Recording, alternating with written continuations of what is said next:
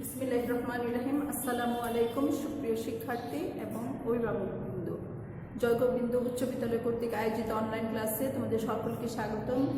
নিশ্চয়ই ভালো আছো, সুস্থ আছো, পড়াশোনা করছো।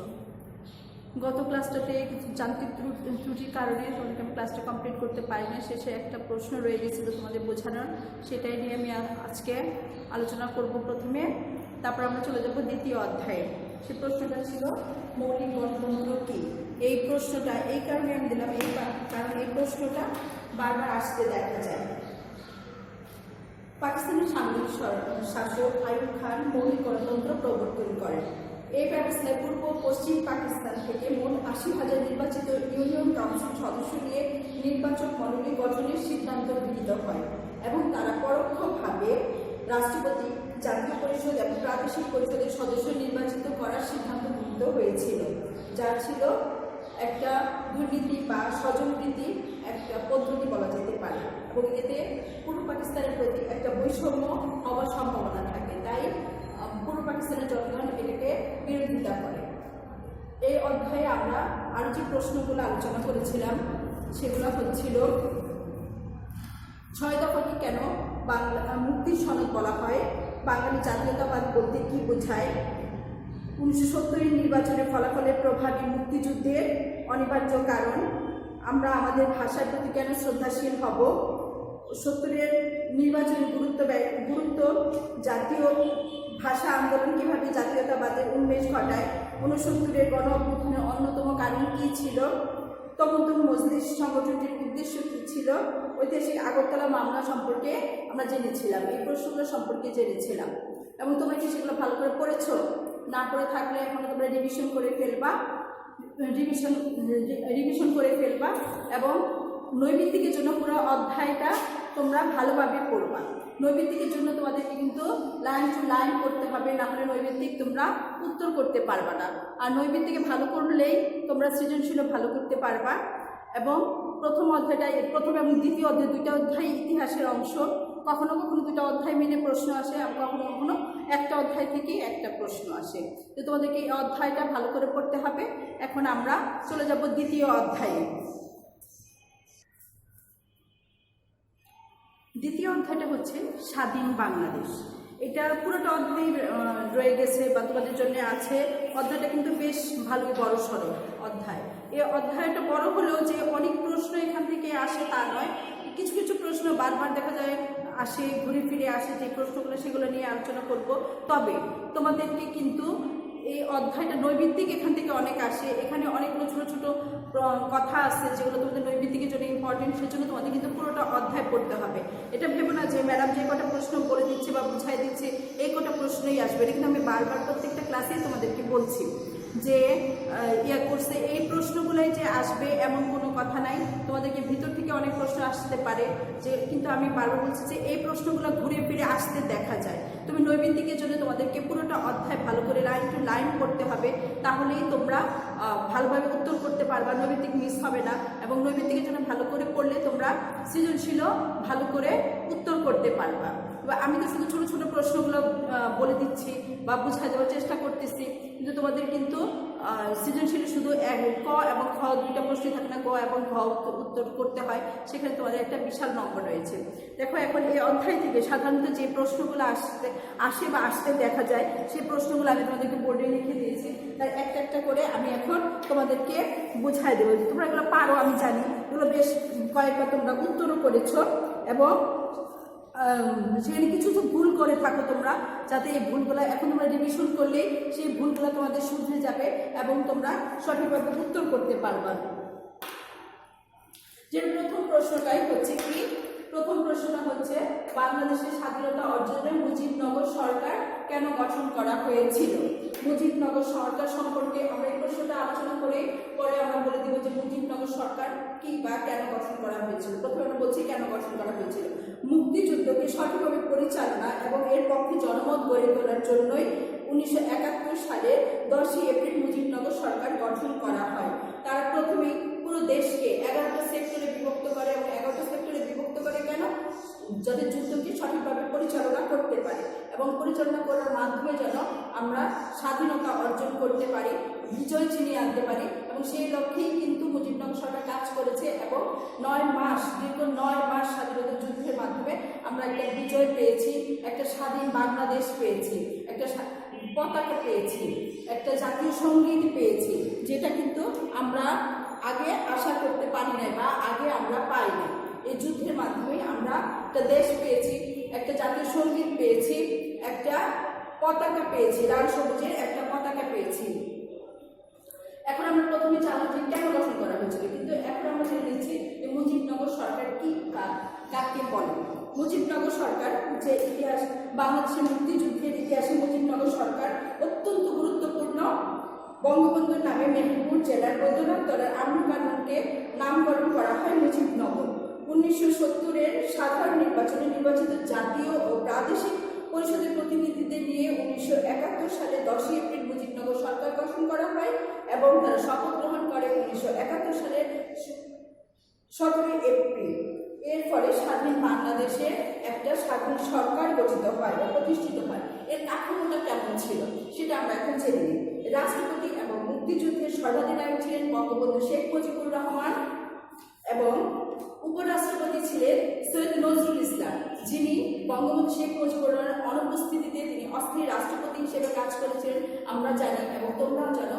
যুদ্ধের সময় শেখ মুজিবুর রহমান কিন্তু বাংলাদেশে ছিলেন না, তাকে 26শে মার্চে প্রথম প্রহরে তাকে বন্দি করে সেই পাকিস্তানে করাচিতে নিয়ে যান এবং ওনার অনুপস্থিতিতেই সৈয়দ নজরুল ইসলাম অস্থায়ী রাষ্ট্রপতি হিসেবে দায়িত্ব পালন করেছিলেন। প্রধানমন্ত্রী ছিলেন তাজউদ্দিন আহমেদ, অর্থমন্ত্রী ছিলেন এম মনসুর আলী, স্বরাষ্ট্র ত্রাণ ও পুনর্বাসন মন্ত্রী ছিলেন AHM কামারুজ্জামান, পররাষ্ট্র ও আইন মন্ত্রী ছিলেন খন্দকার মুস্তাক আহমেদ। এরপরে যে প্রশ্নটা এবং এই প্রশ্নটা অনুশীলনী প্রশ্ন, যে গণপরিষদ কি, একটা অনুশীলনী প্রশ্ন, তোমাদের কিন্তু অনুশীলনী প্রশ্নগুলো ভালোভাবে দেখে যেতে হবে, বুঝে যেতে হবে, পড়ে যেতে হবে। গণপরিষদ কি আমরা এখন জেনে নিই। গণপরিষদ হচ্ছে স্বাধীন বাংলাদেশের প্রথম আইন পরিষদ। স্বাধীন বাংলাদেশের সংবিধান প্রণয়নের লক্ষ্যে বঙ্গবন্ধু 1972 সালের 23শে মার্চ বাংলাদেশের গণপরিষদ নামে একটি আদেশ জারি করেন।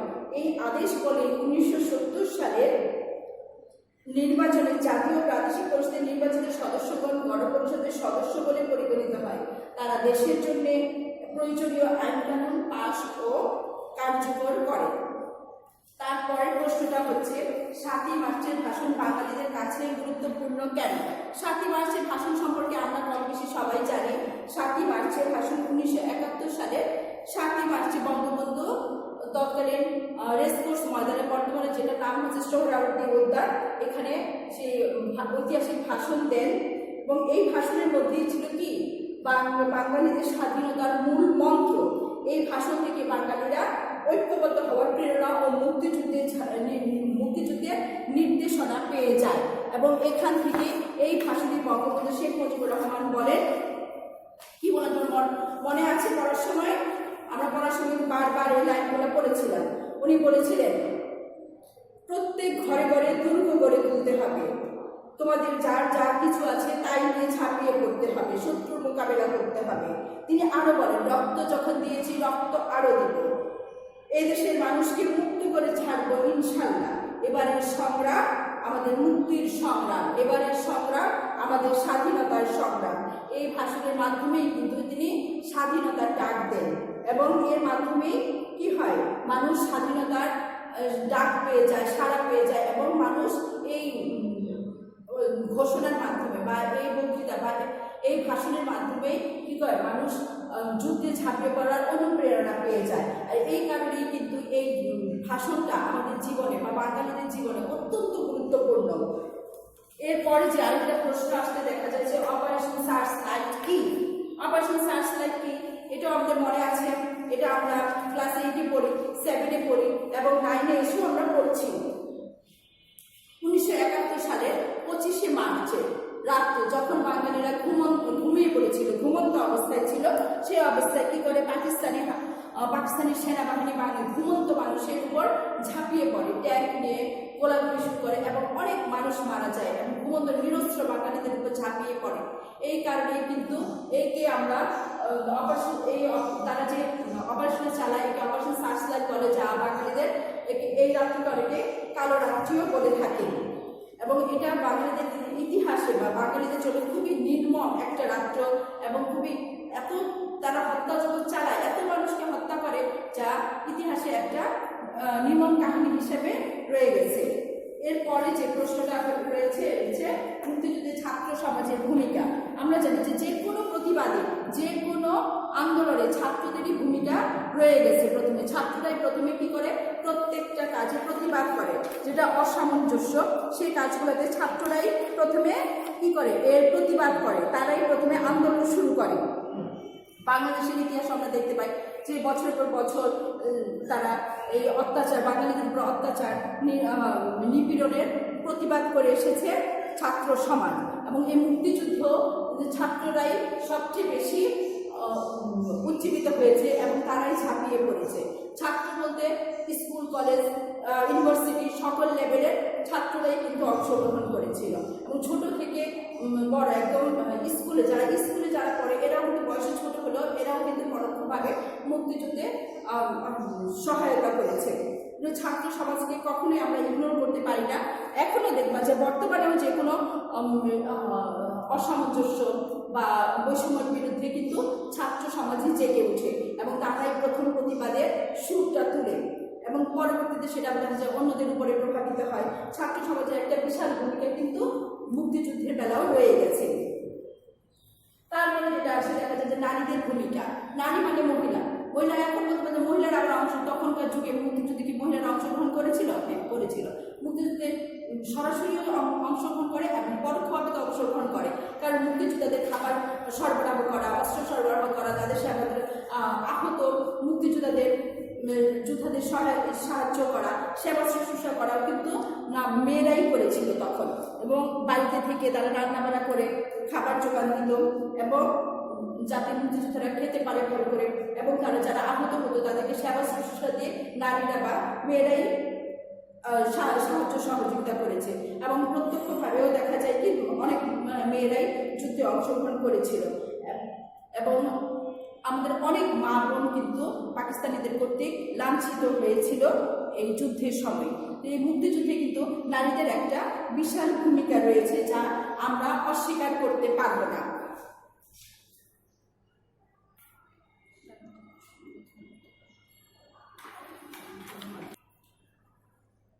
এরপরে যে প্রশ্নটা দেখা যায় প্রায় আসে দেখা যায় গণমাধ্যমের ভূমিকা। গণমাধ্যম কি এটাকে আমরা জানি। গণমাধ্যম হচ্ছে রেডিও, টিভি, পত্রপত্রিকা, যেগুলোর মাধ্যমে আমরা খবর পেয়ে থাকি, এগুলোই হচ্ছে গণমাধ্যম। সেই 1971 সালে তো টেলিভিশনের প্রচলন ছিল না বললেই চলে। তো দেখা যেত তখন বেতার বা রেডিওতে এগুলোতেই মানুষ বেশিরভাগ খবর শুনতো বা খবর পেয়ে থাকতো। পত্রিকা তো এদেশে তখন যুদ্ধের সময় তো বুঝবে পত্রিকা আসাটা অত ছিল না, কি বলে অত সচল পাওয়া যেত, অ্যাভেলেবেল ছিল না। এখন গণমাধ্যমের মাধ্যমে তখন তারপরেও কিন্তু বেতারের মাধ্যমে মানুষ খোঁজখবর পেত, এবং তারা বাংলা বেতারের অগ্রণী ভূমিকা কিন্তু পালন করেছিল। 26শে মার্চ চট্টগ্রাম বেতারের শিল্পী ও সংস্কৃতি কর্মীরা স্বাধীন বাংলা বেতার কেন্দ্র চালু করে। পরে এটি মুজিবনগর সরকারের তত্ত্বাবধানে পরিচালিত হয়েছিল। স্বাধীন বাংলা বেতার কেন্দ্র সংবাদ, দেশাত্মবোধক গান, মুক্তিযোদ্ধাদের বীরত্ব গাথা, রণাঙ্গনে নানান ঘটনা ও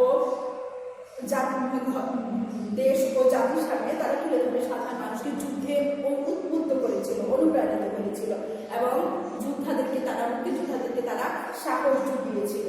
এবং এইভাবে কিন্তু গণমাধ্যম একটা মুক্তিযুদ্ধে খুব গুরুত্বপূর্ণ একটা ভূমিকা পালন করেছিল। এরপরে যে আসছে জাতিসংঘের ভূমিকা। জাতিসংঘ আমরা জানি যে জাতিসংঘ কি, যে জাতিসংঘের কাজ যদিও বিশ্বের শান্তি এবং নিরাপত্তা রক্ষা করা তাদের প্রধান দায়িত্ব বা লক্ষ্য বা উদ্দেশ্য হলেও 1971 সালে কিন্তু আমরা সেটা দেখতে পাই না। তারা কিন্তু কি করে, এদেশে যে 25শে মার্চের রাতে এত বড় হত্যাযজ্ঞ হলো তার কোনো প্রকার তারা কোনো সারা শব্দ করে নাই। তারা এর মানে কি, তারা পাকিস্তানের পক্ষ নিয়েছিল, বাঙালিদের পক্ষে তারা কথা বলে নাই। তার মানে আমরা বলতেই পারি যে জাতিসংঘ স্বাধীনতা যুদ্ধে বাংলাদেশে বিরুদ্ধ পক্ষ ছিল বা তারা বিপক্ষেই কাজ করেছে। কিন্তু তার অপর দিকে কিন্তু গ্রেট ব্রিটেন কিন্তু একটা খুব গুরুত্বপূর্ণ ভূমিকা রেখেছে, যেটা আমরা প্রায় পরীক্ষা আসতে দেখা যায় যে গ্রেট ব্রিটেনের ভূমিকা কি ছিল মুক্তিযুদ্ধে। গ্রেট ব্রিটেন বাংলাদেশের বলতে গেলে সরাসরি আমরা বলতে পারি যে গ্রেট ব্রিটেন বাংলাদেশের মুক্তিযুদ্ধের পক্ষে কাজ করেছিল, বাংলাদেশের পক্ষে কাজ করেছিল। স্বাধীনতা যুদ্ধে গ্রেট ব্রিটেন বা যুক্তরাজ্য বাংলাদেশের মানে অনেক সাহায্য সহযোগিতা করেছে। যুক্তরাজ্য কিন্তু প্রথম থেকেই বাংলাদেশের পক্ষে ছিল এবং পশ্চিম পাকিস্তানের বিপক্ষে কাজ করেছে। তারা তাদের প্রচার মাধ্যমে, বিশেষ করে বিবিসি এবং লন্ডন থেকে প্রকাশিত পত্রপত্রিকায় তারা তাদের 25 মার্চের হত্যাযজ্ঞের ছবি প্রকাশ করে এবং এর নিন্দা প্রকাশ করে এবং এই ছবিগুলো প্রকাশ করে যে পাকিস্তান বাংলাদেশের উপরে কি পরিমাণ অত্যাচার করেছে তার চিত্র তারা তুলে ধরে এবং জনগণকে, বিশ্বের জনগণকে সোচ্চার হতে বা এর প্রতিবাদ করার জন্য তারা উদ্বুদ্ধ করেছিল। এবং সাইমন ড্রিগের মতো সাহসী সাংবাদিকরাও কিন্তু বাংলাদেশের এই যুদ্ধের সময় তাদের জীবনের ঝুঁকি নিয়ে বিভিন্ন ছবি তারা তাদের প্রচার মাধ্যমে তাদের দেশ থেকে প্রচার করে বিশ্বের জনগণকে জানিয়েছে যে বাংলাদেশে কেমন পরিস্থিতি বা কি অবস্থা বিরাজ করছে। এরকম এই প্রশ্নগুলো সাধারণত আসতে দেখা যায় এবং আমরা পক্ষে বিপক্ষে কারা কী কাজ করেছে এবং কী কাজ করেছে সেগুলো আমরা জেনে নিলাম। অধ্যায়ের আরও অনেকটুকু বাকি থাকলেও ওখান থেকে খুব একটা যে প্রশ্ন আসে বা আসতে দেখা যায় তা আমরা দেখি না। ওখানে যেন বিভিন্ন রাজনৈতিক দলগুলোর আলোচনা রয়েছে, যেমন রয়েছে হুসাইন মোহাম্মদ এরশাদের এখানে ইতিহাস রয়েছে। তারপরে রয়েছে জেনারেল জিয়াউর রহমানের শাসনামল, যেটা 1975 থেকে 1981 সাল। এগুলা থেকে আমরা নৈবিত্তিকের জন্য ভালো করে পড়বো। এখান থেকে খুব একটা প্রশ্ন আসতে দেখা যায় না, তবে 1972 সালের সংবিধানের বৈশিষ্ট্যগুলো আমরা একটু ভালোভাবে পড়ে নিব। সর্বশেষ যে পরিচ্ছেদটা আছে সেই পরিচ্ছেদে বাংলাদেশের উল্লেখযোগ্য আর্থসামাজিক ও সাংস্কৃতিক অগ্রযাত্রা, এখান থেকে খুঁটিনাটি, এখান থেকে সাধারণত জ্ঞানমূলক প্রশ্নগুলো আসতে দেখা যায়। এখান থেকে সাধারণত অনুধাবন বা উচ্চতর দক্ষতা বা মূলক প্রশ্ন কিন্তু আসতে দেখা যায় না।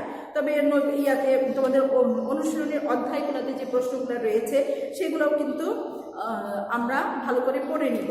হ্যাঁ, তোমরা এই অধ্যায়টা যেটা একটু ইতিহাসের অংশ, দ্বিতীয় অধ্যায়টাও ইতিহাসের অংশ এবং এটা হচ্ছে কি স্বাধীন বাংলাদেশ, আমার নিজের ইতিহাস, এটা আমরা ভালোভাবে জেনে নেব। হ্যাঁ, ভালোভাবে না পড়লে কিন্তু তোমরা ভালোভাবে ইতিহাসটা জানতে পারবে না। জানতে হলে আমাদেরকে ভালোভাবে পড়তে এবং প্রত্যেকটা নৈবিত্তিকের উত্তর করতে হলে আমাদেরকে কিন্তু কি করতে হবে, আমাদেরকে কিন্তু রিডিংটাই ভালো করে পড়তে হবে। আর রিডিং ভালো করে পড়লে কিন্তু তুমি সকল প্রশ্নেরই উত্তর দিতে পারবা। হ্যাঁ, তো ভালোভাবে আমি আশা করবো যে এই যে প্রশ্নগুলো আজকে বললাম এগুলো ভালোভাবে চর্চা করবা, লিখে নিবা এবং এগুলো ভালোভাবে একটু বুঝে নিলে তোমরা লিখতে পারবা, কারণ তোমরা 9, 10 পড়েছো, 2 বছর পড়েছো এই বইটাকে এবং সেটা তোমরা পারবা আশা করছি। এবং ভালোভাবে পড়বা, ভালো থাকবা, এই বলেই আমি আজকে আমার ক্লাস শেষ করছি। আল্লাহ হাফেজ।